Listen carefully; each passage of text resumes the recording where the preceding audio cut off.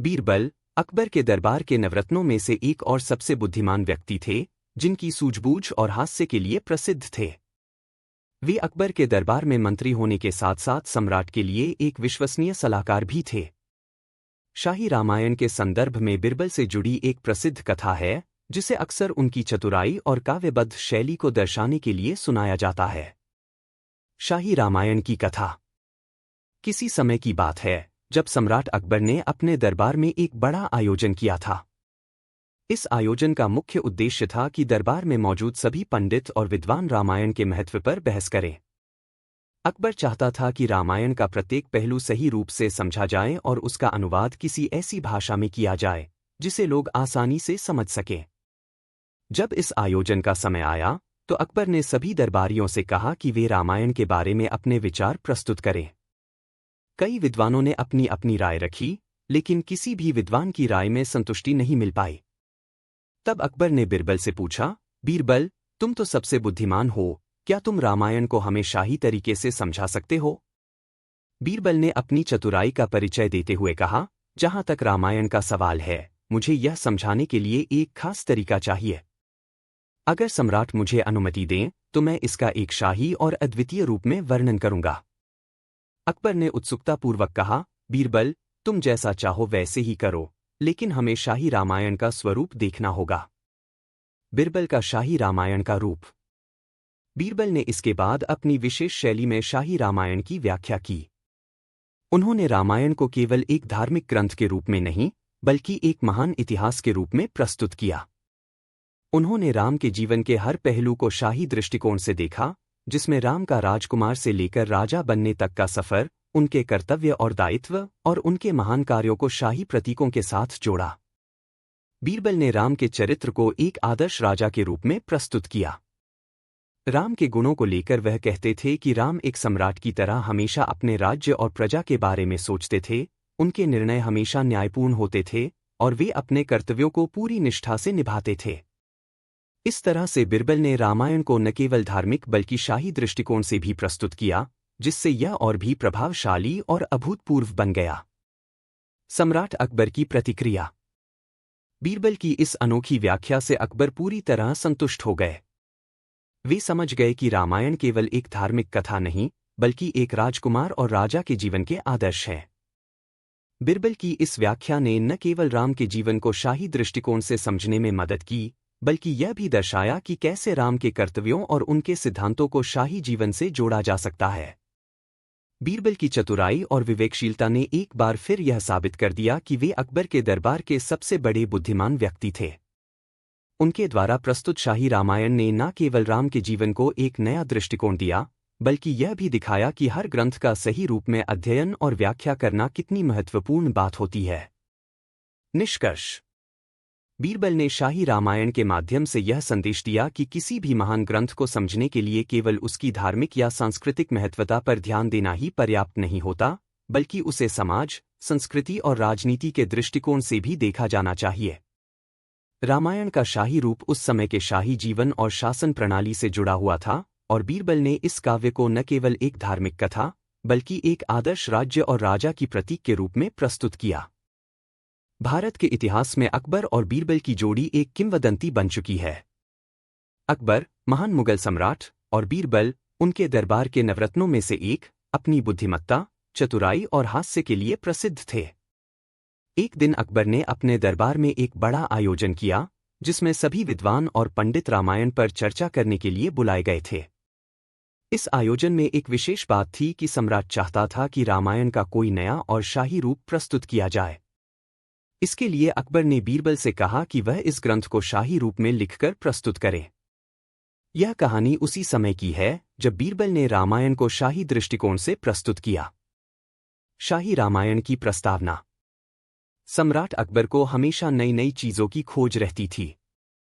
वह जानता था कि रामायण केवल धार्मिक पुस्तक नहीं, बल्कि एक महान ग्रंथ है, जिसमें जीवन के हर पहलू की चर्चा की गई है। लेकिन अकबर चाहता था कि वह इसे शाही दृष्टिकोण से समझे और प्रस्तुत करे, ताकि उसकी शाही दरबार में भी इसका महत्व बढ़ सके।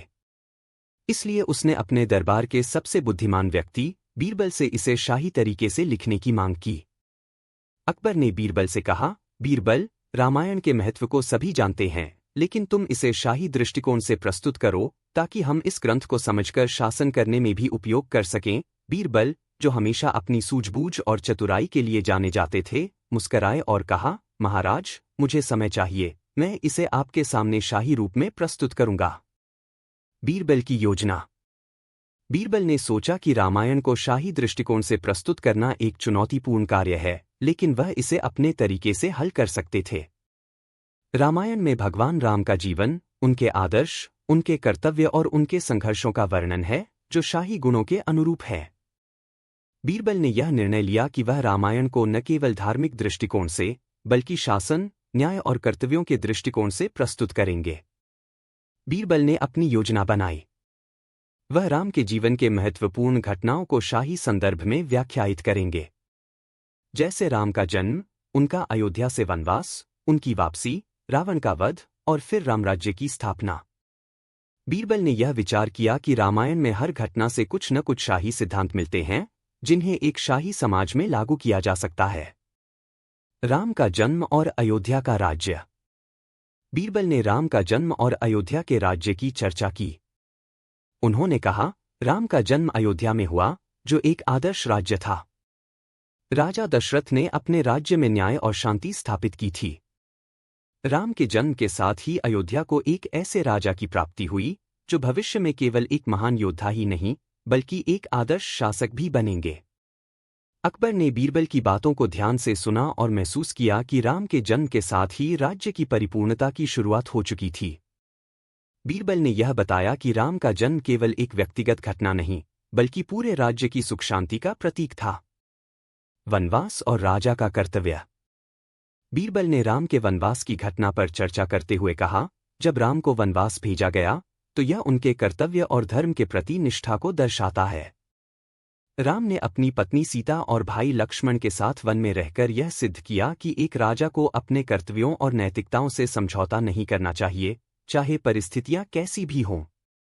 यह घटना शाही शासन के सिद्धांत को उजागर करती है कि एक राजा को अपने राज्य और प्रजा के कल्याण के लिए किसी भी व्यक्तिगत दुख को सहना पड़ सकता है।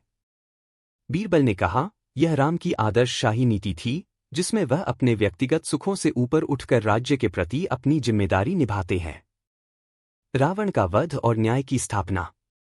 बीरबल ने राम के रावण वध की घटना का उल्लेख करते हुए कहा, राम ने रावण का वध किया, क्योंकि रावण ने न केवल अपनी शक्ति का दुरुपयोग किया, बल्कि उसने अपने राज्य और प्रजा की भलाई को नजरअंदाज किया। बीरबल ने बताया कि रावण का वध एक शाही कर्तव्य था, क्योंकि एक राजा को अपने राज्य और प्रजा की रक्षा करनी होती है।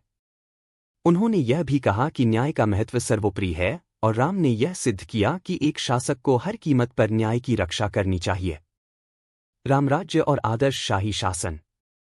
जब राम ने अयोध्या में वापसी की और रामराज्य की स्थापना की, तो बीरबल ने इसे शाही दृष्टिकोण से प्रस्तुत किया। उन्होंने कहा, रामराज्य वह आदर्श शासन था, जिसमें सभी प्रजा को समान अधिकार और सम्मान प्राप्त था। राम ने एक ऐसे राज्य की स्थापना की, जहां किसी भी प्रकार का अन्याय नहीं था, और हर नागरिक को उसकी मेहनत और योग्यता के अनुसार सम्मान दिया जाता था। बीरबल ने यह भी कहा कि रामराज्य केवल एक राजनीतिक व्यवस्था नहीं, बल्कि एक आदर्श समाज था, जहां धर्म, न्याय और भाईचारे का पालन किया जाता था। रामराज्य ने यह सिद्ध किया कि शाही शासन केवल सत्ता का खेल नहीं होता, बल्कि यह एक जिम्मेदारी है, जिसे हर शासक को निष्ठा और ईमानदारी से निभाना चाहिए। निष्कर्ष। बीरबल की शाही रामायण ने अकबर को यह समझाया कि रामायण केवल एक धार्मिक ग्रंथ नहीं है, बल्कि यह शाही शासन और राज्य की अवधारणा को भी सशक्त बनाता है। बीरबल ने राम के जीवन के हर पहलू को शाही दृष्टिकोण से जोड़ा और इस प्रकार रामायण को एक नई दिशा दी। उनके इस कार्य से यह सिद्ध हुआ कि रामायण का अध्ययन न केवल धार्मिक दृष्टिकोण से, बल्कि शाही दृष्टिकोण से भी किया जा सकता है। अकबर को बीरबल की यह व्याख्या बहुत प्रभावित करने वाली लगी और उन्होंने इसे अपने शासन में लागू करने की कोशिश की। इस प्रकार बीरबल ने शाही रामायण को अपने समय के शासन और कर्तव्यों का प्रतीक बनाया और यह सिद्ध किया कि एक राजा को अपने कर्तव्यों में समर्पित रहकर ही आदर्श शासन स्थापित किया जा सकता है। प्राचीन भारत के शाही दरबारों में जहां राजाओं और उनके कर्तव्यों का महत्व था, वहीं रानियां और बेगमें भी महत्वपूर्ण स्थान रखती थीं। ये महिलाएं केवल शाही परिवार की सदस्य नहीं होती थीं, बल्कि राजनीतिक और सांस्कृतिक जीवन का अहम हिस्सा भी होती थीं। राजाओं की बेगमों की कहानियां हमेशा से ही इतिहास, राजनीति और समाज की जटिलताओं को उजागर करती रही हैं। इन कहानियों में प्रेम, संघर्ष, शक्ति और समझौते की घटनाएं मिलती हैं, जो भारतीय इतिहास की शाही जिंदगी की पहचान बन गईं। 1. कश्मीर की रानी, रानी दीदी। कश्मीर की रानी, रानी दीदी का नाम भारतीय इतिहास में महत्वपूर्ण स्थान रखता है। वह कश्मीर के राजा आनंद देव की पत्नी थीं और उनकी बहादुरी और समझदारी के कारण उन्होंने कश्मीर के इतिहास में एक महत्वपूर्ण योगदान दिया। रानी दीदी के शासनकाल में कश्मीर में कई बदलाव आए और उन्होंने न केवल अपने राज्य को समृद्ध किया, बल्कि बाहरी आक्रमणों से भी राज्य की रक्षा की। रानी दीदी का राजनीतिक दृष्टिकोण बहुत मजबूत था। उनके समय में कश्मीर में कई बाहरी आक्रमण हुए और उन्होंने राजमहल से बाहर निकलकर अपने राज्य की रक्षा की। एक बार जब कश्मीर पर आक्रमण हुआ, तो रानी दीदी ने राजमहल के सैनिकों को संगठित किया और सेना की नेतृत्व किया। अपनी बुद्धिमत्ता और साहस से उन्होंने कश्मीर को आक्रमणकारियों से मुक्त किया। यह घटना कश्मीर के इतिहास में एक आदर्श के रूप में जानी जाती है। 2. मुगल साम्राज्य की बेगम, जमानी बेगम। मुगल साम्राज्य में रानियां और बेगमों की अहम भूमिका थी और उनमें से एक प्रसिद्ध बेगम थी जमानी बेगम, जो सम्राट शाहजहां की पत्नी थी। जमानी बेगम का नाम भारतीय इतिहास में एक अहम महिला शासक के रूप में लिया जाता है। उनका योगदान न केवल साम्राज्य की राजनीति में था, बल्कि कला, संस्कृति और समाज के विभिन्न पहलुओं में भी था। शाहजहां और मुमताज महल के संबंधों में एक स्थिरता थी, लेकिन जब मुमताज की मृत्यु हुई, तो शाहजहां की जिंदगी में एक बड़ा शोक आया। इस दौरान जमानी बेगम ने शाही परिवार की देखभाल की और अपने राजनीतिक कर्तव्यों को बखूबी निभाया। उन्होंने न केवल शाही दरबार में अहम स्थान प्राप्त किया, बल्कि साम्राज्य के विभिन्न हिस्सों में शांति और न्याय की व्यवस्था बनाई। उनकी राजनीति में समझदारी और नेतृत्व के गुण प्रकट हुए, जो उस समय के साम्राज्य के लिए अनमोल थे। 3. अकबर की बेगम, महमंजी। मुगल सम्राट अकबर की बेगम महमअंजी का भी ऐतिहासिक महत्व था। महमअंजी अकबर के शासन में एक शक्तिशाली और सम्मानित महिला थी। अकबर के साथ उनकी नज़दीकी और साम्राज्य की राजनीतिक स्थिति को मजबूत करने में उनकी भूमिका महत्वपूर्ण रही। महमअंजी न केवल अकबर के दिल में एक खास स्थान रखती थीं, बल्कि उन्हें सम्राट के विभिन्न निर्णयों में भी एक प्रमुख सलाहकार के रूप में जाना जाता था। महमअंजी ने न केवल अपने पति के साम्राज्य को विस्तार किया, बल्कि महिला सशक्तिकरण के क्षेत्र में भी काम किया। उन्होंने महिलाओं के अधिकारों को सुनिश्चित करने के लिए कई कार्य किए और समाज में उनके महत्व को बढ़ाया। उनके द्वारा स्थापित कई योजनाओं ने समाज में महिलाओं की स्थिति को बेहतर बनाने में मदद की। उनकी शाही नीति में एक सशक्त और समान समाज की स्थापना की दिशा में कदम बढ़ाया गया। 4. पठान साम्राज्य की बेगम, मालिका एहसन। पठान साम्राज्य की बेगम, मालिका एहसन का नाम भी भारतीय इतिहास में महत्वपूर्ण है। वह एक सैन्य और राजनीतिक रणनीतिकार के रूप में जानी जाती थी। उनकी साहसिकता और कर्तव्यनिष्ठा ने उन्हें अपने समय की सबसे शक्तिशाली महिलाओं में से एक बना दिया था। मालिका एहसन के समय में पठान साम्राज्य को कई बाहरी आक्रमणों का सामना करना पड़ा और उन्होंने युद्ध के मैदान में अपनी चतुराई और रणनीतिक दृष्टिकोण से साम्राज्य की रक्षा की। मालिका एहसन के नेतृत्व में साम्राज्य की सेना ने कई महत्वपूर्ण युद्ध जीते। उनकी रणनीतियां और नेतृत्व कौशल ने साम्राज्य के विस्तार में महत्वपूर्ण योगदान दिया। उनका नाम आज भी युद्ध और साहस के प्रतीक के रूप में लिया जाता है। 5. राजस्थानी रानी, पद्मावती। राजस्थान की प्रसिद्ध रानी पद्मावती की कहानी भी भारतीय इतिहास में एक अहम स्थान रखती है। पद्मावती, जो चित्तौड़ के राजा रत्न सिंह की पत्नी थीं, अपनी सुंदरता और साहस के लिए प्रसिद्ध थीं। पद्मावती की कहानी एक वीरता की मिसाल बन चुकी है। जब दिल्ली के सुल्तान अलाउद्दीन खिलजी ने चित्तौड़ पर आक्रमण किया और पद्मावती को अपनी बेगम बनाने की इच्छा जताई, तो रानी पद्मावती ने आत्मसम्मान की रक्षा के लिए अपने प्राणों की आहुति देने का निर्णय लिया। उनके साथ उनकी सभी महिलाएं और सैनिक भी शहादत को प्राप्त हुए। यह घटना न केवल राजपूत साम्राज्य के वीरता और साहस का प्रतीक बनी, बल्कि यह भी दर्शाती है कि एक रानी अपनी प्रजा और सम्मान की रक्षा के लिए किसी भी हद तक जा सकती है। 6. शाही परिवार की बेगमों का सामाजिक प्रभाव। शाही परिवारों की बेगमों का समाज पर गहरा प्रभाव पड़ता था। वे न केवल अपने पति के साथ शासन में भाग लेती थीं, बल्कि समाज की संस्कृति, धर्म और कला में भी योगदान देती थीं। इनमें से कई बेगमों ने महिला शिक्षा, सामाजिक कल्याण और धर्म के प्रसार के लिए कई योजनाएं शुरू की। शाही परिवारों की बेगमों ने विभिन्न सांस्कृतिक आयोजनों, कला प्रदर्शनियों और धार्मिक गतिविधियों को प्रोत्साहित किया। वे समाज में एक सशक्त महिला छवि प्रस्तुत करती थीं, जो न केवल घर के अंदर बल्कि राज्य और समाज के बड़े निर्णयों में भी भागीदार होती थीं। 7. निष्कर्ष। राजा की बेगमों की कहानियां केवल उनके व्यक्तिगत जीवन की घटनाओं को नहीं, बल्कि उस समय के राजनीतिक, सामाजिक और सांस्कृतिक परिवेश को भी उजागर करती है। ये महिलाएं केवल शाही परिवार की सदस्य नहीं थीं, बल्कि साम्राज्य के प्रशासन में महत्वपूर्ण भूमिका निभाती थीं। उनके निर्णय, उनके साहस और उनकी सूझबूझ ने शाही जीवन को नया दिशा दी और समाज में महिला सशक्तिकरण के लिए एक आदर्श प्रस्तुत किया। इन बेगमों की कहानियां आज भी हमें यह सिखाती हैं कि महिलाओं की भूमिका केवल घरेलू जीवन तक सीमित नहीं होती, बल्कि वे हर क्षेत्र में एक महत्वपूर्ण स्थान रखती है। चाहे वह युद्ध हो, राजनीति हो या समाज का कल्याण हो, इन बेगमों ने हर क्षेत्र में अपनी शक्ति का प्रदर्शन किया। बीरबल अकबर के दरबार के नवरत्नों में से एक और प्रसिद्ध दरबारी थे, जिनकी सूझबूझ और चतुराई के किस्से आज भी लोगों के बीच प्रसिद्ध हैं। वे अपने हास्य, तर्क और समझदारी के लिए प्रसिद्ध थे, और अकबर के दरबार में उनकी बुद्धिमत्ता की हमेशा सराहना की जाती थी। उनके द्वारा कही गई कहानियां आज भी शिक्षा और विवेक का प्रतीक मानी जाती हैं।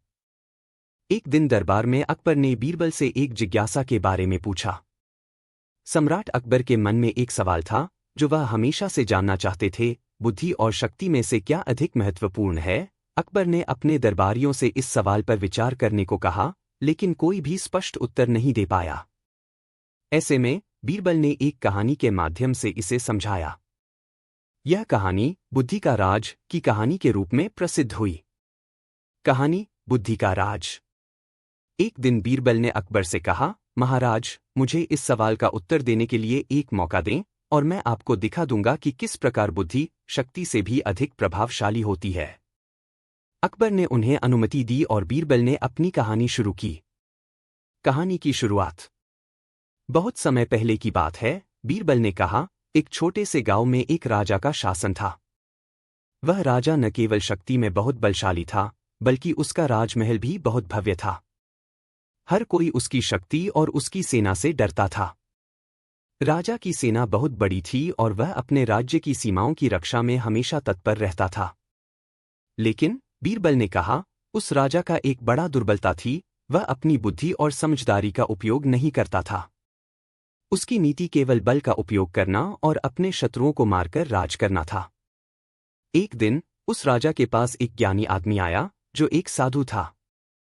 वह राजा से मिलने आया और कहा, महाराज, मुझे एक सवाल पूछने का अधिकार है। राजा ने उसे अनुमति दी और साधु ने पूछा, महाराज, क्या आपके पास इतना बल है कि आप अपने राज्य को एक दिन बचा पाओ? राजा हैरान हुआ और बोला, क्या मतलब है तुम्हारा? मैं तो एक शक्तिशाली राजा हूं, मेरे पास कोई भी हमला कर नहीं सकता। साधु ने शांत भाव से कहा, क्या आप मुझे अपने राजमहल की रक्षा करने का एक मौका देंगे, बिना किसी बल का उपयोग किए? राजा चौंका और सोचा, यह आदमी क्या कह रहा है? मेरे पास इतनी सेना है, फिर भी यह मुझे चुनौती दे रहा है। राजा ने कहा, ठीक है, तुम एक दिन की समय सीमा लो और देखो, मैं तुम्हारी कोई मदद नहीं करूंगा। बुद्धि का प्रयोग। अगले दिन बीरबल ने कहानी जारी रखते हुए कहा, साधु ने अपने स्थान पर एक पेड़ के नीचे बैठकर ध्यान लगाना शुरू कर दिया। राजा ने देखा कि साधु कोई तैयारी नहीं कर रहा था, इसलिए उसने सोचा कि वह जीत जाएगा। लेकिन जब दिन का समय आया, तो साधु ने अपनी पूरी बुद्धि का प्रयोग किया। उसने राज्य के सभी नदियों को मोड़ने के लिए जड़ी बूटियों का उपयोग किया और राजमहल के पास से निकलने वाले जल स्रोतों को बंद कर दिया। रात के समय राजा ने देखा कि उसके महल के आसपास का जल धीरे धीरे घटता जा रहा था और उसकी सेना भी पानी की कमी से परेशान हो गई। राजा ने सभी प्रयास किए, लेकिन कुछ काम नहीं आया। अगली सुबह राजा ने देखा कि साधु की कोई भी शक्ति नहीं थी, लेकिन उसकी बुद्धि ने महल को घेर लिया था। राजा ने आखिरकार साधु से पूछा, तुमने यह कैसे किया? तुम्हारी कोई सेना नहीं थी, कोई हथियार नहीं थे, फिर भी तुमने मेरी शक्ति को नष्ट कर दिया। साधु ने मुस्कुराते हुए कहा, महाराज, शक्ति से ज्यादा महत्वपूर्ण बुद्धि होती है। बल से आप केवल कुछ समय के लिए विजयी हो सकते हैं, लेकिन बुद्धि से आप अपने हर दुश्मन को हरा सकते हैं और हर संकट से बाहर निकल सकते हैं। बीरबल की शिक्षा। बीरबल ने कहानी खत्म करते हुए अकबर से कहा, महाराज, यह कहानी हमें यह सिखाती है कि बल से ज्यादा बुद्धि शक्तिशाली है। आप अपनी सेना और शक्ति से दुनिया पर शासन कर सकते हैं, लेकिन अगर आपके पास बुद्धि नहीं है तो आप अपने राज्य को बचाने में सफल नहीं हो सकते। अकबर ने बीरबल की बातों को सुना और मुस्कुराते हुए कहा, बीरबल, तुम हमेशा मुझे सही मार्ग दिखाते हो। यह कहानी वास्तव में बहुत शिक्षाप्रद है। निष्कर्ष। इस कहानी के माध्यम से बीरबल ने अकबर को यह समझाया कि केवल शारीरिक शक्ति या बल से ही कोई भी समस्या हल नहीं हो सकती, बल्कि बुद्धि और समझदारी का उपयोग करना कहीं अधिक महत्वपूर्ण है। यह कहानी आज भी यह संदेश देती है कि जीवन में समस्याओं का समाधान केवल ताकत से नहीं, बल्कि सही सोच और बुद्धिमत्ता से किया जा सकता है। सोचा और अपने सभी इच्छाओं को जिन से वापस ले लिया और अस चिराग को फिर कभी नहीं छोड़ा। इस प्रकार अकबर समझ गए कि जिंदगी में संतोष और सुख अपनी अपनी मेहनत और समझदारी से हाय मिलता है, न कि किसी जादुई चीज से। बचपन की कहानियों में अक्सर हमने एक जादुई छड़ी, जादुई पठार या फिर जादुई चिराग का जिक्र सुना है। लेकिन आज हम आपको एक पुरानी और प्राचीन कहानी सुनाएंगे जो एक जादुई चिंग और एक पुरानी जादू की दुनिया से जुड़ी हुई है। ये कहानी है बसु की, एक छोटे से लड़के की जो एक ऐसे जंग में शामिल होता है जहां उससे अपनी हिम्मत, समझदारी और दोस्ती का असली मतलब समझना पड़ता है। कहानी की शुरुआत। एक समय की बात है, एक छोटे से गांव में बसु नाम का एक लड़का रहता था। बसु एक गरीब परिवार से था, लेकिन उसका मन बहुत अच्छा था। उसके घर में सिर्फ माँ बाप और एक बहन थी। बसु को हमेशा से एडवेंचर का शौक था। हर दिन कुछ ना कुछ नया करना, नए दोस्तों से मिलना और कुछ अलग करना उसकी जिंदगी का हिस्सा था। गांव के पास एक पुराना जंगल था, जहां लोगों का जाना मना था। कहानियां थी कि वहां एक जादुई चिमनी छुपी हुई थी, जो अपने पास राखी किसी भी चीज को जादुई शक्ति दी सकती थी। काफी लोग इस बात से काफी घबराए हुआ, लेकिन बसु को इस बात का कोई डर नहीं था। उसने सोचा कि अगर ये सच है, तो ये उसके लिए एक बड़ा अवसर हो सकता है। जादुई चिंग की खोज। एक दिन बसु अपने दोस्तों के साथ जंगल की तरफ गया। वहां उन्होंने कई अजीब चीजें देखी, भूतिया आवाजें, अजीब सी रोशनियां, और सब कुछ ऐसा लगता था जैसे कोई पुरानी कहानी सच हो रही हो। बसु का मन था कि वो जल्दी से उस जादुई चिंग को ढूंढकर अपनी जिंदगी को बदल देगा। जंगल में एक पुराना मंदिर था और मंदिर के अंदर एक पुरानी छत थी जो काफी धीरे धीरे गिर रही थी। बसु को वहां एक चिंग दिखाई दी जो अपने आप में पूरी दुनिया से अलग लग रही थी। वह चिंग एक छोटी सी राख से भरी हुई थी, लेकिन इसके आसपास एक चमक थी जो किसी भी इंसान को अपनी ओर खींचे। बसु ने सोचा कि ये वही जादुई चिंग है जिसके बारे में सुनने में आया था। उसने चिंग को अपने हाथ में उठाया और जिसे उसके हाथ में आते हाई चिंग में एक तेज रोशनी चमकने लगी। जादुई चिंग की शक्ति। जब बसु ने चिंग को अपने हाथ में उठाया तो कुछ अजीब होने लगा। उसके सामने एक पुराना और धीरे से चलने वाला रखवाला गार्ड आया। रखवाला ने कहा, तुमने इस चिंग को उठाया है और अब तुम्हारे पास इसकी सारी शक्ति है, लेकिन इस शक्ति का इस्तेमाल तुम्हें बहुत सोच समझ कर करना होगा। हर फैसला तुम्हारे लिए एक नया सफर हो सकता है। बसु थोड़ा चौंक गया, लेकिन उसने रखवाले से पूछा, ये चिंग किस काम आएगी? मैं कैसे इसकी मदद से अपनी जिंदगी को बदल सकता हूं? रखवाला ने कहा, इस चिंग की शक्ति हर चीज को बदलने की है। तुम अपनी इच्छा से कुछ भी पा सकते हो, लेकिन तुम्हें अपनी जिंदगी को समझदारी से जीना होगा। अगर तुम गलत फैसला करोगे तो ये शक्ति तुम्हें खुद भी नुकसान पहुंचा सकती है। बसु को ये बात समझ में आई और उसने सोचा कि ये चिंग सिर्फ उसका मददगार नहीं, बल्कि एक सबक भी है। बसु की पहली इच्छा। बसु ने पहली बार अपनी इच्छा को सोचा। उसने कहा, मुझे अपने परिवार के लिए धन और संपत्ति चाहिए। उसके बाद चिंग की रोशनी और भी तेज हो गई और अचानक उसके सामने एक बड़ा खजाना दिखाई दिया। ये खजाना बसु के घर के पास था और सब लोग हैरान हो गए कि ये पैसा कहाँ से आया। लेकिन धीरे धीरे बसु को समझ में आने लगा कि सिर्फ पैसा सब कुछ नहीं होता। गांव में कुछ लोगों ने उसका उपहार छुपाने और अपना रास्ता बनाना शुरू कर दिया। बसु ने महसूस किया कि धन और संपत्ति से जिंदगी का असली सुख नहीं मिलता। इसलिए उसने अपनी अगली इच्छा को कुछ और ढंग से सोचने का फैसला किया। जादुई चिंग के साथ दोस्ती। एक दिन जब बसु अपने नए फैसलों पर विचार कर रहा था, उसने सोचा कि वो अपने दोस्तों और गांव वालों की मदद करने के लिए चिंग का इस्तेमाल करेगा। उसने चिंग से कहा, मैं अपने दोस्तों को असली दोस्ती का मतलब समझाने के लिए कुछ करना चाहता हूं। जादुई चिंग की रोशनी थोड़ी धीमी पड़ गई, लेकिन तभी बसु के सामने एक नए दोस्त का रूप दिखाई दिया, एक और लड़का जिसका नाम भाषण था। भाषण एक ऐसा लड़का था जो हमेशा अपने दोस्तों की मदद करता था, लेकिन किसी ने उसकी कभी मजाक भी उड़ाई थी।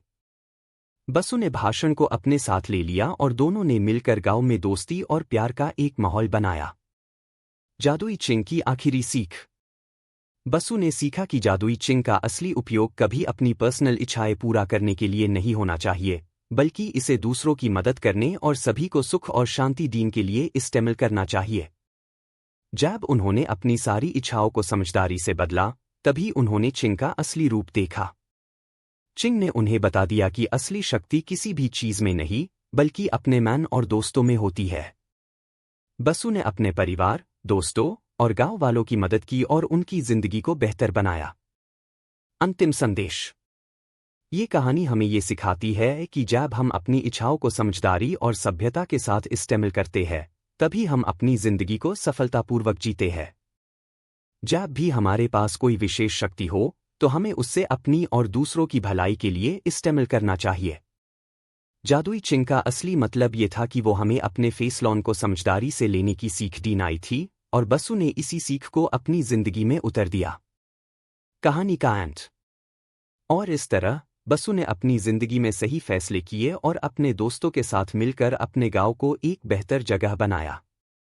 जैसे हाय उसने अपने फैसलों में समझदारी और सभ्यता दिखाई, वैसे हाय जादुई चिंग की शक्ति भी उसके साथ चलती गई और वो अपने सपनों को सच कर पाया। एक समय की बात है, एक छोटे से राज्य में जिरांग नाम का एक राजा था, जिसका राज्य बहुत हाय समृद्ध और शांति से भरा हुआ था। जिरांग का राज्य थोड़ा अलग था, क्योंकि यहाँ के लोग एक दूसरे से मिलजुल कर रहते द और सभी एक दूसरे के दुख सुख में शामिल होते द। जिरांग की प्रजा खुश थी और अपने राजा के लिए भक्ति रखती थी। लेकिन एक दिन सब कुछ बदल गया। जिरांग, जो पहले एक दयालु और संवेदनशील राजा था, अपनी राजनीति में नई राह ढूंढने की कोशिश कर रहा था। उसने सोचा कि अगर उसके पास ज्यादा शक्ति होगी, तो वो अपने राज्य को और भी सफल बना सकता है। और ये सोच उससे एक ऐसे रास्ता पा ले गई, जहां उसका दिमाग और उसका दिल दोनों हाई चुक गया। जिरांग की परिवर्तन की सोच। जिरांग की सोच में एक ऐसा विचार आया, जो उसके लिए खुद और उसकी प्रजा के लिए भारी साबित हुआ। एक दिन जिरांग ने अपने गुरु से कहा, गुरुजी, मेरे राज्य को और भी समृद्ध बनाना है। मुझे ऐसे कुछ चाहिए जो मुझे सब पार अधिकार दी, जो मुझसे कोई भी नादार सीख और जो मुझे हर फैसले में विजय दिलाए। गुरुजी ने पहले तो कुछ देर तक कुछ नहीं कहा, लेकिन फिर उन्होंने कहा, राजा, ये जो तुम चाहते हो, ये तुम्हें सिर्फ एक चीज से मिल सकता है, एक ऐसी शक्ति जो तुम्हें सब पा पूरी विजय दी, लेकिन इस शक्ति का इस्तेमाल तुम्हें बहुत समझदारी से करना होगा। अगर तुम इस शक्ति को गलत तरीके से इस्तेमाल करोगे, तो तुम्हारे राज्य की दशा बदल जाएगी। जिरांग ने अपने गुरु की बात को ध्यान से सुना, लेकिन उसकी इच्छा और बढ़ी थी। उसने सोचा कि गुरु की बात बस एक चीज के लिए थी, और उसने अपनी राह को अपने मन से छुपा लिया। जिरांग की जादुई शक्ति की खोज। जिरांग ने अपनी शक्ति को बढ़ाने के लिए एक पुराना मांत्रिक चांदनी रात को एक प्राचीन पाठशाला में जाना शुरू किया, जहां उससे एक जादुई वास्तु मिलने की बात कही गई थी। ये वास्तु एक जादुई पशु था, जिसे चिराग कहा जाता था। इस पशु का विशेष तात्पर्य था कि ये अपने रखवाले के हर हुक्म को पूरा करने में सक्षम था। यदि कोई इस पशु को अपना रखवाला बना लेता, तो वो उसकी सारी इच्छाएं पूरी कर सकता था। जिरांग ने ये सोचकर उस जादुई पशु को अपने हाथ में उठाया और अपने राज्य पर इसकी शक्ति का इस्तेमाल करना शुरू किया। जिरांग के शक्ति का प्रारंभ। जिरांग ने सबसे पहले अपने राज्य के हर शहर और गांव के ऊपर अपनी पूरी चादर फैलाई। उसने अपने सभी प्रजाओं से कहा, अगर आपको मेरी इच्छाएं पूरी करनी है तो आपको मेरी बात माननी होगी। मेरी हुकूमत अब आप सब पर पूरी तरह से चलने वाली है। जिरांग की इस बात को सुनकर पहले तो सभी लोग हैरान। लोग समझ नहीं पाए कि इस नए राजा का क्या मतलब था। फिर धीरे धीरे उन्होंने देखा कि जिरांग ने सब कुछ अपने कंट्रोल में कर लिया था। जिरांग ने प्रजा पर हर एक फैसला अपने हिसाब से ठोपा और हर काम में अपनी इच्छा को पहले रखा। उसने अपने राज्य में एक नया कानून बनाया कि सभी लोग को उसकी बात माननी होगी, नहीं तो उन्हें सजा दी जाएगी। लोग इस नए कानून से परेशान हो गए, लेकिन कोई भी उसके सामने कुछ कह नहीं पाता था, क्योंकि जिरांग के पास जादुई पशु की शक्ति थी। प्रतिज्ञा के प्रतिष्ठान। जिरांग ने अपने राज्य में कुछ पुराने मंदिरों को भी अपने कंट्रोल में कर लिया। उसने ये सोचा कि अगर मंदिर के पंडित उसके हुक्म को मानेंगे तो राज्य में लोग भी उसकी बात मानेंगे। उसने पंडितों से कहा कि अगर उन्हें अपने मंदिरों में प्रार्थना करनी है तो उन्हें सबसे पहले उसकी प्रतिज्ञा लेनी होगी। जब लोगों ने देखा कि मंदिर के पंडित भी जिरांग के कंट्रोल में आ गए हैं तो उन्होंने भी अपनी जिंदगी में जिरांग के हुक्म को मानना शुरू कर दिया। इस तरह राजा का शक्ति का प्रभाव हर शहर और गांव तक फैल गया। लेकिन जब लोगों ने अपने जीवन में जिरांग के हुक्मों का अनुकरण करना शुरू किया तब उन्होंने महसूस किया कि कुछ तो गलत हो रहा है। लोगों की खुशी धीरे धीरे कम हो गई थी। लोग अपने काम में जो सुख और आज़ादी महसूस करते थे वो अब ढूंढने पर भी नहीं मिल रही थी। प्रवाह में बदलाव। जिरांग के राज्य की प्रजा में एक अजीब सी ठंड हो गई थी। लोगों का मन और चेहरा दोनों उदास हो गए थे। सब लोग अपने जीवन को समझने की कोशिश कर रहे थे, लेकिन जिरांग की पूरी राजनीति और उसके हुक्मों ने उनकी जिंदगी को एक पहेली बना दिया था। एक दिन एक छोटी सी लड़की जिसका नाम मीरा था अपने माँ बाप के साथ जिरांग के पैलेस के सामने खड़ी थी। मीरा ने सोचा, मुझे अपनी प्रजा के दुख दर्द को समझना होगा और उन्हें दिखाना होगा कि ये दुनिया सिर्फ एक राजा के हुक्मों से नहीं चलती बल्कि इंसानियत और प्यार से चलती है।